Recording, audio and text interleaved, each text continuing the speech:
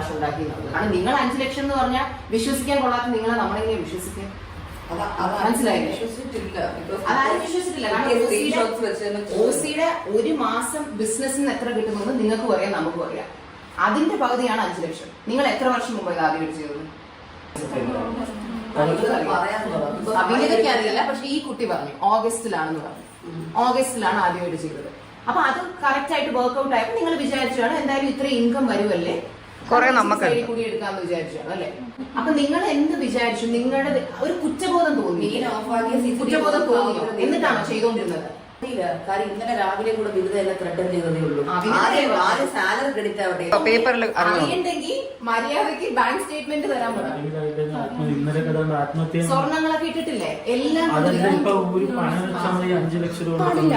Criminals free ആയിട്ട് നടക്കാൻ പാടില്ല. അവരെ ഇറക്കി വിടുവോ ചേട്ടാ? നിങ്ങൾ പറ.